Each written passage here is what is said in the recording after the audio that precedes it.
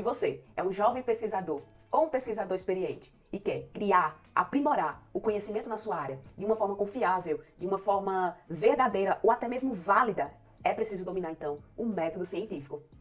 O método científico traz o caminho a ser percorrido pelo pesquisador para que ele possa tomar determinadas decisões diante do seu objeto de investigação. E de uma coisa certa, não há como fazer ciência sem ter um método científico. E hoje nós vamos conversar sobre isso. Sou Dani da Escrita Mestra e transformo estudantes em pesquisadores de verdade. Vamos lá? Hoje eu trouxe um conteúdo que é negligenciado por muitos alunos de graduação e até mesmo alunos de pós-graduação, que precisam dominar os métodos científicos para conduzir suas investigações e obter os resultados que precisam, para chegar ali na garantia do seu título de mestre ou no seu título de doutor. Apesar das negligências, eu resolvi trazer esse conteúdo de uma forma diferente. É um conteúdo introdutório para que você possa entender mesmo o princípio por trás de um método científico e até mesmo conseguir visualizar a função que ele tem dentro da tua formação, seja você um pesquisador iniciante ou um pesquisador mais experiente. Antes de iniciar o conteúdo, eu gostaria de falar um pouco sobre a minha jornada enquanto pesquisadora. Eu me chamo Daniele Fonseca, sou graduada em Letras em Língua Portuguesa, tenho especialização em Linguística Aplicada e mestrado em Linguagem de Ensino. Atuo há mais de 8 anos pesquisando sobre escrita acadêmica científica no âmbito dos letramentos acadêmicos, que é uma abordagem de pesquisa que considera a escrita acadêmica como uma prática social que é significada por professores do âmbito acadêmico, que é significada por alunos, sejam eles de graduação e de pós-graduação. Já publiquei inúmeros artigos dentro dessa área de conhecimento, inclusive se você quiser acessar o meu currículo lá, eu vou deixar o link na bio, tá? E não satisfeita com os artigos que eu publiquei e comuniquei com os meus colegas no âmbito acadêmico, eu resolvi migrar para a internet. Hoje eu tenho a minha página no Instagram chamada Escrita Mestre, eu tenho essa página no YouTube e no TikTok, e é nessas plataformas que ocupa esse lugar de publicar conteúdos diversos, em formatos assim, inimagináveis, que exploram conteúdos como escrita acadêmica, inteligência artificial, metodologia científica e até mesmo sobre a vida. Eu trabalho de uma forma dinâmica, de uma forma aberta, e caso vocês tenham interesse de conhecer um pouco mais desses conteúdos, me segue lá, que todos os dias tem uma caixinha de pergunta para vocês conversarem e tirar todas as dúvidas referentes à escrita acadêmica, inteligência artificial e metodologia científica. Vamos dar prosseguimento. Hoje eu quero falar sobre método científico, que é um conteúdo que eu expliquei. Costuma ser negligenciado por muitos alunos. Então, levando em consideração, eu gostaria de iniciar essa aula de hoje trazendo realmente uma reflexão do nosso queridíssimo Carl Sagan, de 1994. Carl Sagan, para quem não conhece, ele é um astrônomo, astrofísico, ele é um escritor e um dos maiores divulgadores científicos norte-americanos, tá? Ele teve a habilidade e a desenvoltura de falar sobre ciência de uma forma dinâmica, de uma forma clara, atingindo o público que muitas vezes não tinha um acesso tão claro ao conhecimento científico. Então, Carl Sagan é um representante, um comunicador científico invejável, que se muitos alunos se inspirassem na jornada dele, com toda certeza teríamos uma compreensão mais clara do que é o fazer científico e dos resultados que a gente faz com tanto compromisso dentro do âmbito acadêmico. E para falar sobre método científico, eu gostaria de começar com a reflexão que o autor diz, o pesquisador. Ele começa falando o seguinte: vivemos numa sociedade absolutamente dependente da ciência e da tecnologia.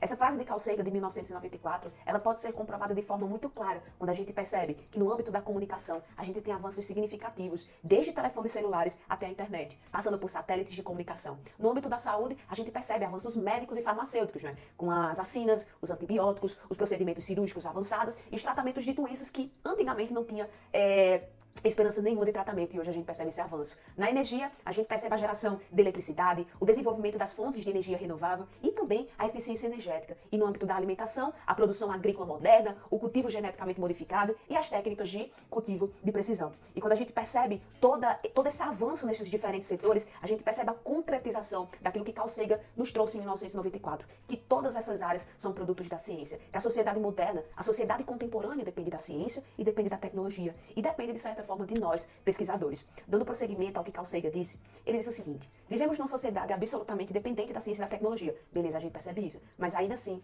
nós pesquisadores, nós organizamos o conhecimento de uma forma inteligente, para que quase ninguém compreenda a ciência e a tecnologia. E essa é uma receita clara para o desastre. O autor, além de explicar toda essa compreensão de que a sociedade depende da ciência e da tecnologia, a gente percebe que por conta da nossa forma inteligente de sistematizar essas informações, acaba que o outro, a comunidade geral, não compreende e não consegue entender aquilo que está sendo desenvolvido no âmbito acadêmico, no âmbito da pós-graduação. Isso acaba sendo uma receita clara para o desastre. Ele até parece que estava prevendo tudo aquilo que a gente já está vivenciando no nosso momento contemporâneo. E para concretizar isso, que o autor, ele já declara em 1994, a gente pode resgatar esse filme aqui, Não Olhe Pra Cima. É um filme que foi lançado em 2021 e é uma sátira, né, sobre essa realidade. É quase uma comédia científica. É um filme que entrou em cartaz em 2021, que teve um público que assistiu assim significativo. E qual é a sinopse por trás desse filme, né? Dois astrônomos descobrem que em poucos meses o meteorito vai destruir a Terra, e a partir desse momento eles entram numa jornada, numa corrida acirrada para tentar alertar a humanidade sobre essa tragédia, essa catástrofe. E procura a imprensa, procura o sistema governamental, e acaba que a única resposta que tem é a negação, é o negacionismo. Então o governo, o sistema da imprensa, né, os meios de comunicação e até mesmo esse sistema capitalista insiste em negar esse alerta dessa comunidade científica. E o resultado vocês já sabem, como Carl Sagan bem disse, é uma receita clara para o desastre. Quando a comunidade, quando a sociedade não consegue entender aquilo que a gente está fazendo dentro da academia e os resultados claros que isso tem para a sociedade, acaba que o negacionismo reina dentro de toda essa compreensão. Nós poderíamos ficar achando que o que acontece no filme fica no filme. No entanto, o que a gente percebe é que na realidade existe muito não olhe para cima, né? Com a disseminação de informações negacionistas e também com as fake news que são compartilhadas nas várias redes sociais. No filme, a gente consegue perceber que quando a comunidade aberta, a comunidade geral, não consegue compreender o que a ciência e a tecnologia diz, isso acaba sendo uma receita clara para o desastre. E o nosso mundo sentiu isso no filme Não Olhe Pra Cima. E na pesquisa da ONG Avaz, né, a gente consegue realmente perceber em termos de dados estatísticos como a desinformação ela acaba correndo de uma forma rápida, mais rápida que os dados científicos. Veja, 94% dos brasileiros no período da pandemia estavam desinformados, ou seja, 9 em cada 10 brasileiros. Dentre as informações falsas que mais circularam na internet e que a maioria, 94% do público, foi convencido, essas duas aqui, ó, tomar grandes doses de vitamina C pode retardar ou até impedir a infecção do novo coronavírus, e o novo coronavírus foi criado em um laboratório secreto da China. Então, quando a comunidade não tem uma compreensão clara do que a ciência, do que os avanços tecnológicos conseguiram alcançar, acaba que as informações falsas, as fake news, se espalham numa frequência bem maior. Vejam que, nos dados, aqui 59% dos brasileiros viram conteúdo desinformativo no WhatsApp e 55% viram conteúdo desinformativo no Facebook. Perceba que as redes sociais, elas acabam sendo um instrumento poderoso para que informações falsas possam ser disseminadas de uma forma assim absurdamente rápida. Então, enquanto um conhecimento acadêmico vai ser submetido a uma revista, vai passar por uma revisão por pares, existe todo um sistema burocrático para que ele seja comunicado, né, à comunidade acadêmica. As informações falsas, por outro lado, elas correm solta, porque basta uma pessoa publicar em algum lugar, compartilhar, e isso acaba entrando numa frequência rápida que nem os pesquisadores em si conseguem controlar. É uma receita clara para o desastre. Mas em meio a todos esses dados de desinformação, né, que foi verificado pela pesquisa, nós conseguimos perceber o seguinte: 80% desses entrevistados, eles revelam que gostariam de receber as correções de verificadores de fatos, né, quando fossem expostos a uma notícia falsa. Porque a gente não pode controlar a notícia falsa que chega. E se ela for bem elaborada, ela acaba sendo ali uma arma poderosa para que a gente seja convencido acerca disso. Mas pelo menos os brasileiros, né, eles declaram que queriam ser notificados. E nesse período da pandemia, eu não sei se vocês conseguiram perceber, mas toda notícia falsa que era veiculada, o Facebook, o Instagram e até mesmo o WhatsApp já subiu uma notificação dizendo que aquelas informações existiam inconsistências e que não poderiam ser comprovadas. Isso já era ali uma forma de controlar as informações falsas e as fake news que eram disseminadas para as pessoas. Diante de toda essa complexidade que envolve o fazer científico, né, o fazer e o ser compreendido, uma coisa é certa: a ciência pode ser difícil de entender. A ciência pode desafiar as opiniões que nós nutrimos, pode levar a armas de destruição em massa, a graves ameaças ao meio ambiente ou até mesmo a intensas soluções ambientais. Mas uma coisa é certa: ela consegue cumprir a sua parte. Ela tem um papel claro mediante os seus métodos científicos. Então essa percepção é clara. Mas uma coisa a gente precisa levar em consideração: nem todo ramo da ciência vai conseguir prever o futuro, tá? Isso aí é muito claro. Nem todo ramo da ciência consegue prever o futuro. Por exemplo, a área de paleontologia vai investigar tudo aquilo que é passado, tudo aquilo que é anterior até a própria humanidade. Quando a gente para pensar nisso, por mais que existam ramos que não consigam prever o futuro, vai existir aqueles que conseguem prever com a exatidão absurda. Então, quando a gente percebe que a ciência tem esse potencial, a gente pode tomar atitudes que possam preservar aquilo que a gente tem de mais precioso, que é a própria terra, que é o nosso próprio ecossistema, né, o lugar que a gente vive. E eu trouxe aqui algo importante. Quando a gente quer saber, por exemplo, quando vai acontecer o próximo eclipse do Sol, a gente pode procurar um mágico, um místico, um cara que tem uma força magnética religiosa para tentar saber quando é que vai acontecer o próximo eclipse. Você tem toda a liberdade de fazer isso. Mas uma coisa é certa. Você vai ter uma melhor sorte se você procurar um cientista. Ele vai te dizer com exatidão onde a Terra vai se posicionar, quando vai estar no melhor lugar e se vai ser um eclipse parcial, total ou anular. Isso aí é mais do que certo. Talvez você procure qualquer outro profissional, mas nenhum vai te dar a exatidão como um cientista pode te dar. E aqui eu vou trazer um ponto importante. A ciência pode ser uma verdade absoluta, porque quando eu falo que o cientista pode te ajudar a prever o futuro, parece até que ele é detentor da verdade. E é aí que a gente traz um paradoxo importante sobre a ciência. Apesar dela trazer determinadas verdades, essa verdade ela não é absoluta. É uma verdade provisória. Então hoje, com determinados métodos científicos, a gente pode comprovar determinados pontos de conhecimentos na tua área.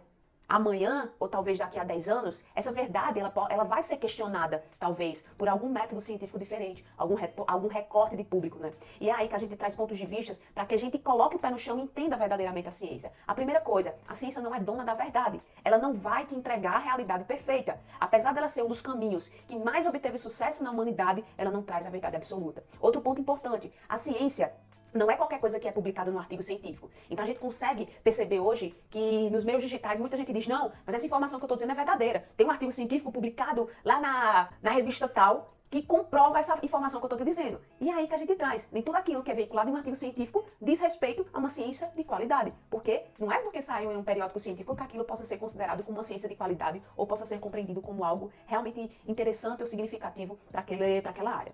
E outra coisa, a ciência não é uma questão de opinião, tá? Não é uma questão que você vai, eu enxergo de uma forma, você enxerga de outra forma e tá tudo bem. Então a ciência não é apenas uma questão de opinião. Então, quando a gente pensa nisso, eu trouxe até essa ilustração aí. Tem um cara que vê um 6, tem outro cara que vê um 9. A questão da ciência não vai dizer que depende da opinião de quem vê. Não é basicamente essa ideia. É a gente perceber que vai existir um fato comprovado por métodos científicos que vai dizer se aquilo é um 9 ou se aquilo é um 6. Quando a gente chega nesse plano, fica esclarecedor. A ciência não é dona da verdade, apesar de que ela defende verdades provisórias. A ciência não é qualquer coisa que é publicada em uma revista, porque aquilo que é publicado é viável e é possível de ser questionado e é possível de ser invalidado também, a depender dos métodos científicos que são adotados ou não. E outra coisa, a ciência não é questão de opinião. O trato do método científico é justamente o caminho da gente tentar sistematizar aquilo para que não fique no limite da opinião, mas fique no limite das demonstrações científicas de forma clara. E aí que eu trago um ponto importante, um questionamento para a gente refletir aqui juntos. Então qual é o segredo do sucesso da ciência? Qual é o segredo por trás desse sucesso? E é aí que eu trago essa frase, que inclusive é de Carl Sagan, que o sucesso da ciência é justamente o mecanismo embutido de correção de erros. Então, quando a gente compara a ciência à religião, ou aos questionamentos políticos, né, de politicagem, ou a certas crenças que muitas pessoas carregam, o que faz a ciência ter sucesso é justamente esse mecanismo embutido de correção de erros. É o cientista saber que ele utilizou de determinados métodos e que esses métodos eles vão ter determinadas limitações. Que quando a gente traz outro estilo de abordagem, outro estilo de instrumento, os resultados possivelmente vão revelar outras variáveis. E é por isso que a ciência tem sucesso, porque ela entende os mecanismos embutidos de correção de erro. Então, aquele resultado que aparentemente era uma verdade provisória na década de 90, no ramo da odontologia, no ramo da educação, pode ser questionada com tranquilidade tempos depois, porque existe esse mecanismo embutido de correção de erros. E é importante a gente pensar nesse ponto de vista. Por quê? Porque quando a gente é pesquisador, a gente tem que ter a humildade de saber que aquilo que a gente defende pode ser questionado e pode ser invalidado. Isso traz uma humildade absurda. Porque vamos supor que existe um pesquisador aí, top de luxo, que está no Instagram, que está no YouTube, que defende seu ponto de vista. Se ele for fazer um pós-doc, ele precisa saber que a ciência existe um mecanismo embutido de correção de erros. Apesar dele ter um conhecimento, ele pode sim ser questionado pela banca que vai avaliar a pesquisa. O texto dele pode ser sim questionado, pode ser sim invalidado. E isso é importantíssimo quando a gente fala em fazer ciência, né? Porque faz a gente colocar o pé no chão e saber que aquilo que é pesquisado pode ser sim questionado. E outro ponto importante que eu gostaria de trazer aqui, não existem questões proibidas na ciência. Então o sucesso da ciência, além de ter um mecanismo embutido de erro, é saber que não vai ter questões proibidas na ciência. É saber que assuntos delicados podem sim passar pelo crivo da análise e da investigação e que não existe verdades sagradas. Isso é incrível. Isso traz a riqueza por trás da ciência. É você saber que diante de uma área de conhecimento, assuntos intocáveis podem ser sim questionados. Por exemplo, a questão do aborto para a religião é muito claro o ponto de vista que o sistema institucional da religião tem acerca desse ponto de vista. Bancadas religiosas vão ter o seu ponto de vista, bancadas progressistas vão ter seus pontos de vista que são inquestionáveis. Mas quando a gente fala de ciência, a área de direito vai tratar o aborto por um determinado ponto de vista, vai tratar o estupro sobre um ponto de vista muito claro, porque não existem verdades sagradas e não existem questões que são proibidas no ramo da ciência. E isso traz a riqueza por trás do nosso papel enquanto pesquisador para a sociedade. É a gente trazer esses pontos de vista, esclarecer, é tirar e quebrar essas verdades sagradas de uma forma, pelo crivo do método científico, pelo crivo dessa compreensão. Então, quando a gente pensa nesse ponto de vista, é a riqueza por trás da ciência. Então, você que me escuta, você pode ser inteligente, você pode ser amada, você pode ser desenrolada, pode ser desenrolado. Mas de uma coisa é certa, quando você vai fazer ciência, você precisa provar a sua tese em face de uma crítica.